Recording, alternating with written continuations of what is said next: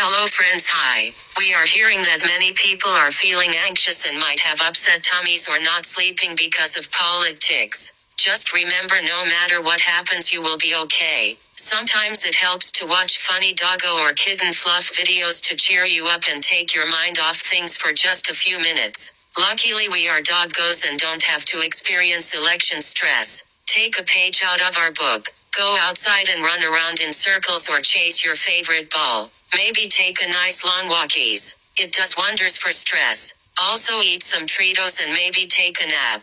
This is the advice we can give you. We love you. Love Drogo and Ronin. If the current election is stressing you out, it's important that you understand that everything in life only has the power that you give to it. You are creating your own reality. Therefore, the outcome or even the process of an election does not have to impact your life at all. And if you find yourself getting really stressed out and wrapped up and worrying about other people and allowing that to bring your vibration down, you're only harming yourself, and you have nothing to offer other people when you're harming yourself. So focus on creating your own reality the way that you want it to be, and do not give any power to anything external.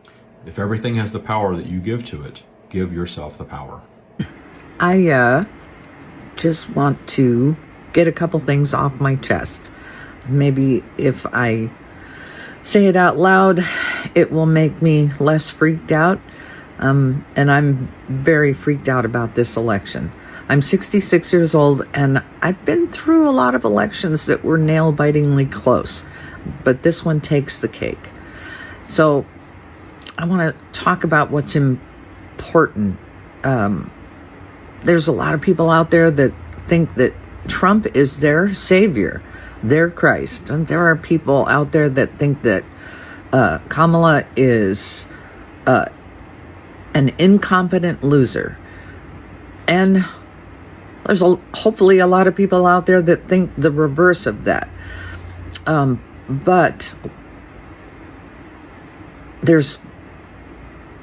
everybody has their opinions about what's important. Most everybody agrees that what's important are immigration issues, economic issues, Roe v. Wade. But what you really need to understand that I consider very important is what happens if we have a Trump victory. If Trump wins, we'll have to contend with mass illegal deportations, women's rights being stripped away one by one, and the military being used against Trump's political rivals, the media, and the American people, because he's going to figure out ways to punish the people that didn't vote for him. But even scarier than that is the fact that if Trump wins, he's going to have the power to pardon himself for all of his crimes. He's also going to have the power to pardon all of the rioters from the January 6th riots. And the ones that have been convicted, they get to just walk away with no punishment at all. But the scariest thing for me is that Project 2025 is going to get let loose out on our justice system. And that's terrifying. And the cost that it's going to have on the American people will be horrendous. And so what I'm trying to say in my stumbling, stammering way is please vote for Kamala Harris. She's the only sane choice for America. If I had a nickel for every video I see that comes on my For You page that starts with a Trump supporter saying very aggressively, besides abortion, what's a reason you're voting for Kamala? What's a policy of hers you like? First of all, the insinuation from every Trump supporter that a Kamala supporter is uneducated and doesn't know any of her policies is frankly insulting and has absolutely no legs to stand on. I have no words for how delulu Trump supporters are in general, of course, but then for thinking that we don't know what we're talking about. I'm losing my mind. However, I really don't understand the besides abortion element here. name something else. It's like, why? Why should we name something else? First of all, we can, so relax. But also, for many people, this is a top priority on the ballot this year. For many people, they want their rights to exist. Many people want autonomy over their own bodies, and that's probably number one on the docket for them. So why are you so upset they're naming it as a reason why they're voting for her? I just want to know. Why are you guys so upset about that? Besides abortion, like, why? What is going on? But if you really want us to, her policies on economy, taxes, immigration, healthcare, crime, fracking, climate, gun laws, and yes, abortion. So those are just 8 policies right off the bat I like other than abortion. But yeah, as a woman, my rights sit pretty high up there, as they do for many other people. So, like, get a life, vote for Harris. Like, can this be over yet? In my true fashion, I show you the good, the bad, and the ugly of a combination of things. Grief, stress, lack of sleep, so many things that go along with grief. But then you add in the election that, is stressful on a normal basis. Every 4 years it's stressful. Election season is, but I do feel like this one is very pivotal. And this one is causing me to lose sleep, which I don't have a hard time losing that anyway because of the grief. But then you add the election part in and just the stress of all of that. And are we okay?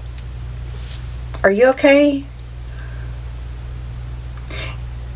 And now I've moved past, I mean, I haven't moved past, but I've added on to the struggle of the election itself to what's going to happen right after. What if he loses? Are we going to have another January 6th? What is the secret that he talked about in his rally? Are they not going to honor if she wins? Are they not going to honor that? Are they going to try to take over and not certify, and there's not going to be a peaceful transition? Because, we know he hasn't already signed those papers. So is that saying he's not going to? The fear is real. There is a true fear, a true divide, a true hatred in this country. Mean, spirited, and I'm ready for it to be over. Or I'm ready to just not be here with it. How are you? How are you handling all of it?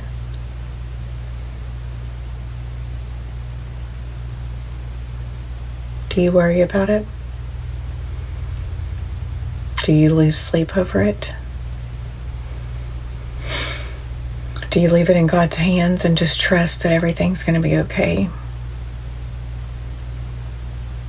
I wish I had the ability to do that. I wish I had the faith of a mustard seed to say it's going to be okay. Because if I did, I wouldn't be in the situation that I'm in now. Because I still have to work. I still have a full-time job. I still have a family.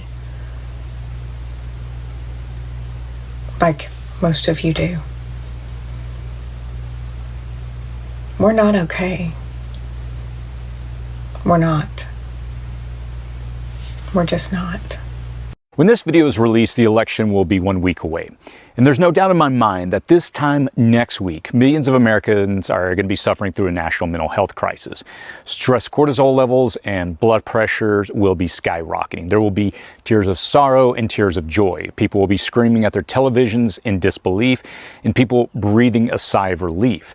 And that high anxiety experience is not going to go away by Wednesday morning. And I hate to break it to you, but that's when things will likely get worse. Let's talk about what you should know before these 62 days that will define America's future. Good morning, everyone. Raise your hand if you're having some political stress and anxiety. Oh yeah, definitely over here. Very nervous about the presidential election and Indiana's governor race, hoping that Jennifer McCormick can win. I just have some tips for our political anxiety. If you are able, I recommend exercising. My treadmill that I use almost every day broke, and my husband's gonna work on fixing that. And like when you run, it like goes like this because like the platform broke in the middle or something. I don't know. And anyway, so I'm gonna be running outside when it's not too cold because I do not like cold running. And then the other two ideas I have are to get involved locally with events going around your state. So if you are in Indiana, we have two things in Southern Indiana on Saturday that I am inviting you all to. So this Saturday, November 2nd at 10 a.m. in Jeff, Walden Park, I think it's called, at 10 o'clock. We're going to have Kentucky Governor Andy Beshear here, and he's going to do a speech along with Jennifer McCormick, Terry Gooden, Tim Peck, and some other state house candidates. And I'm going to be there, and I'm going to have one of my friends come with me, which I'm really thankful for. She's going to drive me, and we're going to go to that. So that's 10 a.m. this Saturday at Southern Indiana. Come. I will post in my feed the link to that so you can see the address. So look at that. Please come. It should be huge. The Republicans had their own rally last Saturday around the same place, or the same place, I don't know which. And it's kind of funny because when word got out that this happened, it was Mike Braun, who's running for governor. He's terrible. He wants to take away our rights. It was Todd Rokita, our terrible Secretary of State, Diego Morales, who's an election denier. And they came for their own rally, and just like 100 people came. They were all Republican candidates or already Republican people in office. So they don't have the momentum like we do. So the more people that come to the Saturday one at 10 in the morning, it really helps show Indiana that, yes, we can elect a Democratic governor who can save our state and save public education. And then the second event, which I'm a part of and is huge, is in Cordon, in Southern Indiana at 3. And that is our Women's March. It's the National Women's March that you get on and register for. There's one in DC. And then this is the only one around in the area. There's not one in Louisville. There's not one in Indy. So we're really hoping to have everybody that supports women and equal rights come. I'm pretty excited because Corinne Strait is coming, and I absolutely love and adore her, and I'm so glad that she has her TikTok where she talks about Indiana issues. She's amazing.